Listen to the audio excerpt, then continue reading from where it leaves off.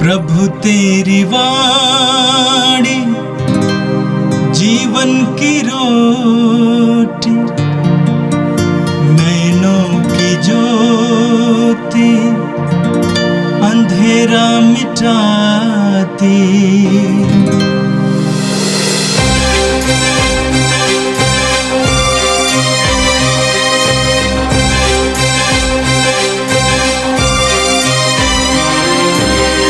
प्रभु तेरी वाणी जीवन की रोटी, नैनों की ज्योति अंधेरा मिटाती।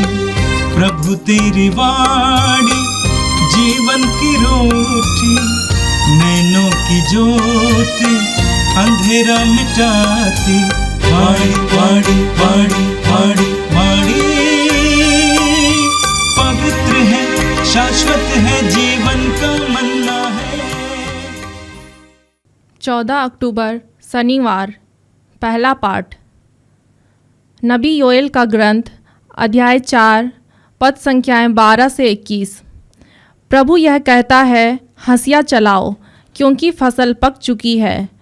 आओ और अंगूर रौंदो, क्योंकि कोल्हू परिपूर्ण है। कुंड लबालब भरे हुए हैं, क्योंकि राष्ट्रों की दुष्टता अपार है।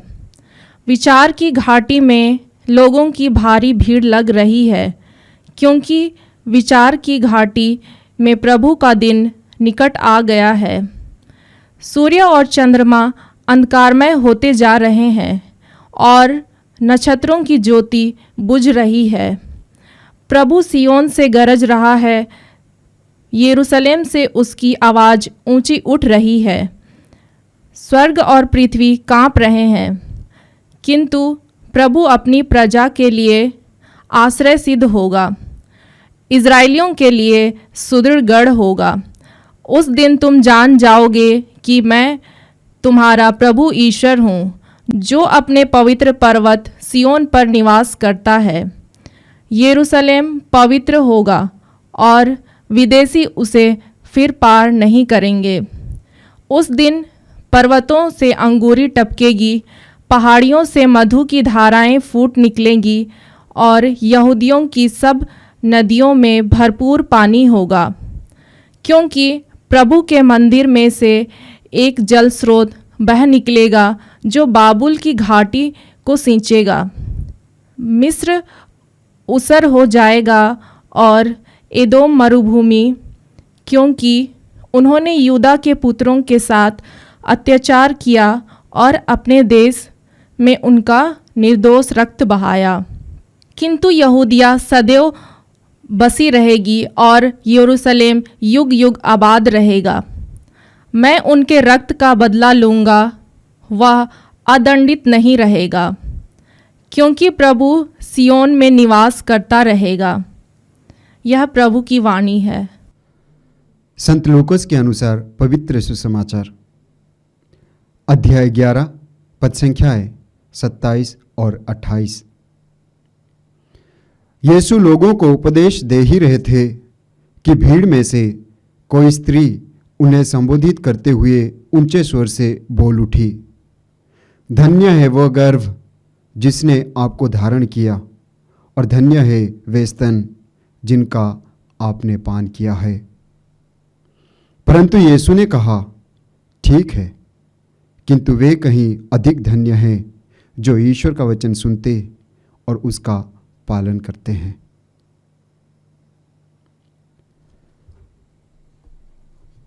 यह प्रभु का पवित्र सुसमाचार है। ख्रिस्त प्रभु की जय। ख्रिस्त में मेरे प्यारे भाई और बहनों, आज के पहले पाठ में हम लोगों ने सुना, जो कि नबी योएल का ग्रंथ से लिया गया था। प्रभु कहता है, हंसिया चलाओ, क्योंकि फसल पक चुकी है।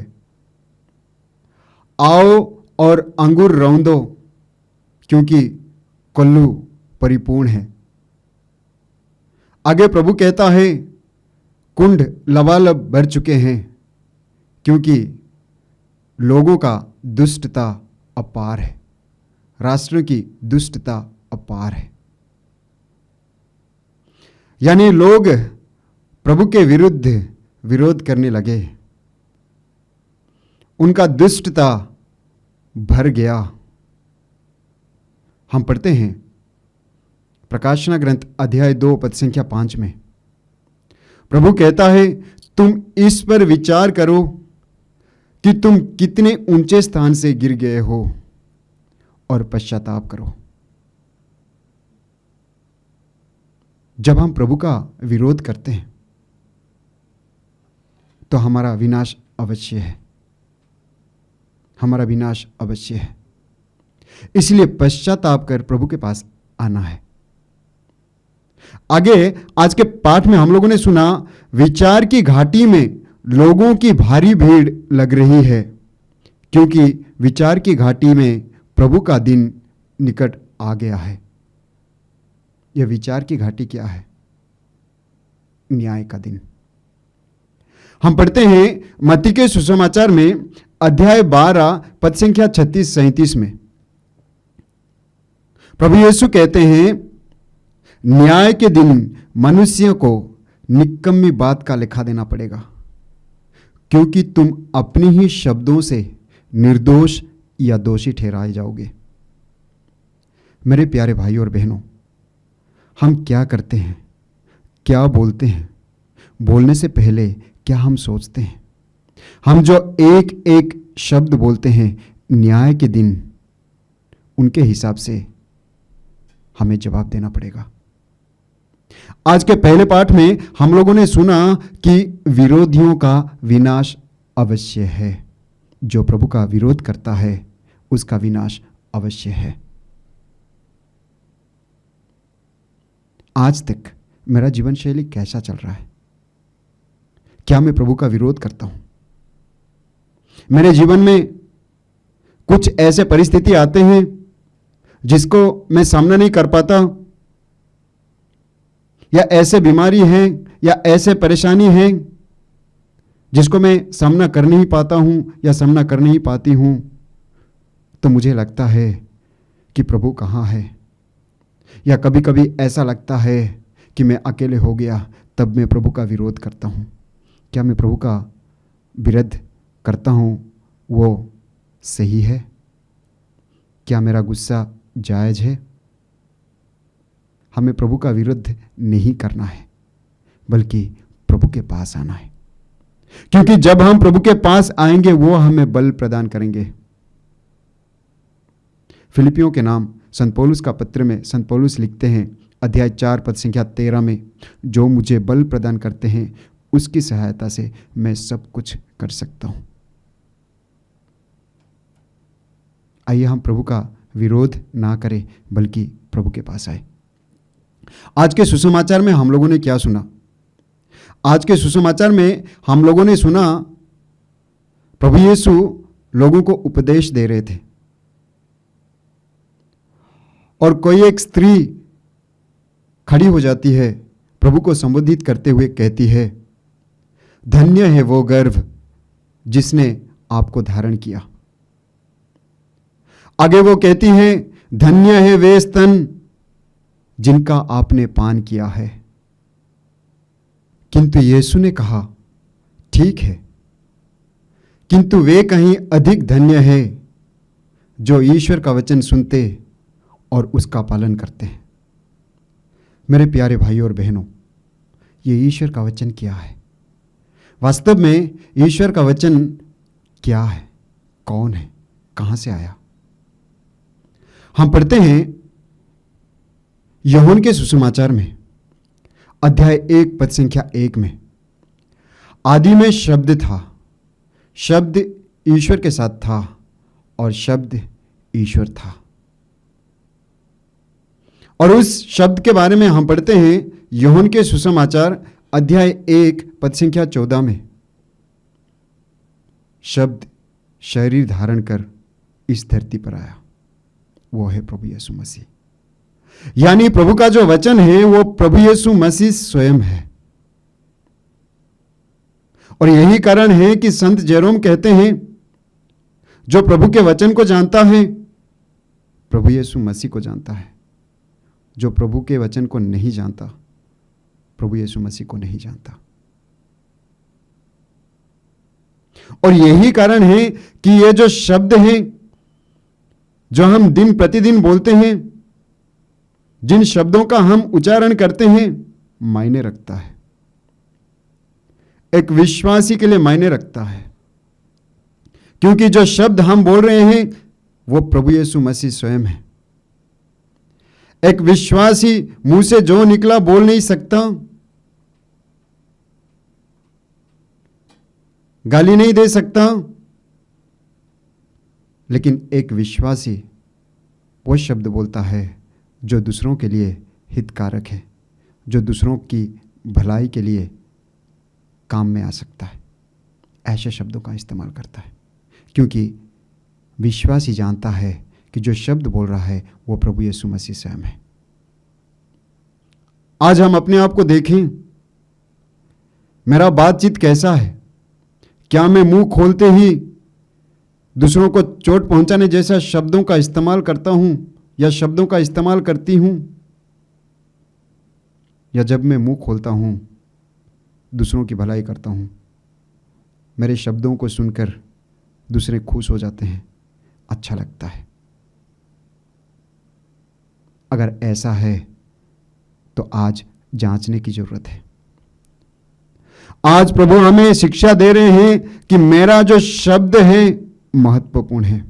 हम पढ़ते हैं विधि विवरण ग्रंथ अध्याय 32 पद संख्या 47 में प्रभु का वचन कहता है, ये तुम्हारे लिए निरे शब्द नहीं है, बल्कि इन पर तुम्हारा जीवन निर्भर है। लेकिन इंग्लिश में बहुत अच्छा है। इंग्लिश में प्रभु का वचन कहता है, this is not trifling matter for you, this is your very life. यानी ये तुम्हारा जीवन है। प्रभु का वचन हमारा जीवन है। मैं प्रभु के वचन को अपने जीवन में कौन सा स्थान देता हूं, कितना महत्वपूर्ण मानता हूं, यह मायने रखता है। हम पढ़ते हैं, स्तोत्रकार कहता है अध्याय 119 पद संख्या 105 में, स्तोत्रकार कहता है, प्रभु तेरी शिक्षा मेरे जीवन की ज्योति है और मेरा पथ आलोकित करती है। और स्तोत्रकार कहता है अध्याय 33 पद संख्या 4 में, प्रभु का वचन सच्चा है। ईश्वर का वचन सच्चा है, वो हमारा पथ आलोकित करता है। लेकिन मैं उस वचन को कितना महत्वपूर्ण मानता हूं, कितना ध्यान देता हूं, वो मायने रखता है। प्रभु यीशु स्वयं कहते हैं मत्ती के सुसमाचार में अध्याय 24 पद संख्या 35 में, प्रभु यीशु कहते हैं, आकाश और पृथ्वी टल जाए तो टल जाए, किंतु मेरे शब्द नहीं टल सकते। प्रभु का शब्द टलता नहीं है। प्रभु का शब्द टलता नहीं है। प्रभु का जो वचन है जीवंत है, सशक्त है, पीछे नहीं हटता। हम पढ़ते हैं इब्रानी अध्याय 4 पद संख्या 12 में, प्रभु का वचन कहता है, ईश्वर का वचन जीवंत, सशक्त और किसी भी दुधारी तलवार से तेज है। वह हमारे आत्मा के अंतरतम तक पहुंचता और हमारे मन के भावों तथा विचारों को प्रकट कर देता है। यानी प्रभु का वचन जिंदा है। The word of God is alive and active, यानी वो कुछ भी कर सकता है। और इसीलिए रोज प्रभु के वचन को सुनना, प्रभु के वचन पर मनन चिंतन करना, प्रभु के बताए हुए मार्ग पर चलना एक विश्वासी का फर्ज बनता है। एक विश्वासी का फर्ज बनता है, क्योंकि प्रभु यीशु साफ साफ कहते हैं यूहन्ना के सुसमाचार अध्याय 8 पद संख्या 51 में, मैं तुमसे कहता हूं, यदि कोई मेरी शिक्षा पर चलेगा तो कभी नहीं मरेगा, आध्यात्मिक रूप से जिंदा रहेगा। और यह प्रभु का वचन हमारे लिए क्या करता है, हमारे लिए क्या करता है, हमें यह जानने की जरूरत है। हम पढ़ते हैं तिमोथी के नाम संत पौलुस का दूसरा पत्र में अध्याय 3 पद संख्या 16 और 17 में प्रभु का वचन क्या कहता है? प्रभु का वचन कहता है, पूरा धर्म ग्रंथ ईश्वर की प्रेरणा से लिखा गया है। वो शिक्षा देने के लिए, भ्रांत धारणाओं का खंडन करने के लिए, जीवन के सुधार के लिए और सदाचरण का प्रशिक्षण देने के लिए उपयोगी है, जिससे ईश्वर भक्त, सुयोग्य और हर प्रकार के सत्कार्य के लिए उपयुक्त बन जाएं। हमें सुयोग्य बनना है तो ईश्वर के वचन को पढ़ना है, क्योंकि ईश्वर का वचन हमें सजाता है, क्योंकि ईश्वर का वचन हमारे जीवन में जो गंदगी है उसको दूर करता है, छांटता है। मेरे प्यारे भाई और बहनों, आइए हम अपने आप को देखें। हम प्रभु के वचन को कितना महत्वपूर्ण मानते हैं? क्या हम प्रभु के वचन को पढ़ते हैं? प्रभु के वचन के अनुसार अपने आप को ढालने की कोशिश करते हैं? प्रभु के शिक्षा को अपने जीवन में उतारने की कोशिश करते हैं? अगर नहीं है तो आज से शुरू करें, जो हमारे लिए बहुत ही महत्वपूर्ण है, जो हमें खुशी देगी, जिसके वजह से हम एक नया ज़िंदगी शुरू कर सकते हैं, अच्छा ज़िंदगी शुरू कर सकते हैं, दूसरों के लिए उदाहरण बन सकते हैं, सबसे बढ़कर स्वर्ग राज्य के लायक बन सकते हैं, प्रभु का प्रिय बन सकते हैं। आइए हम अपनी आंखों को बंद करें। प्रभु, मैं तुझे धन्यवाद देता हूँ आज के सुंदर दिन के लिए। मैं तुझे धन्यवाद देता हूँ प्रभु, इस रोज की रोटी प्रार्थना में भाग ले रहे हैं हर एक भाई बहन के लिए। उन हर एक भाई बहन को तेरे चरण में लाते हैं प्रभु। उनके जीवन में जो भी परेशानी है, दुख कष्ट है, बीमारी है, अभाव असुविधाएं हैं, पारिवारिक समस्याएं हैं, सब कुछ को तेरे चरण में लाते हैं प्रभु। उन सारे भाई बहनों को तेरे चरण में सौंपते हैं। आज के दिन में तो उनका पथ प्रदर्शन करना, पवित्र आत्मा का वरदान देना, तेरे वचन को सुनने के लिए, तेरे वचन पर मनन चिंतन करने के लिए, तेरे वचन के अनुसार अपने जीवन को ढालने के लिए उनकी मदद करना। प्रभु, तू उन्हें सुरक्षित रखना, ताकि दिन प्रतिदिन वे तेरे करीब रहें, दिन प्रतिदिन पवित्रता में आगे बढ़े, ताकि एक दिन स्वर्ग राज्य के लायक बने। हम यह प्रार्थना करते हैं हमारे प्रभु यीशु ख्रीस्त के द्वारा, आमीन। प्रभु तेरी वाणी जीवन की रोटी, नैनों की ज्योति अंधेरा मिटाती। वाणी वाणी वाणी वाणी वाणी पवित्र है, शाश्वत है जीवन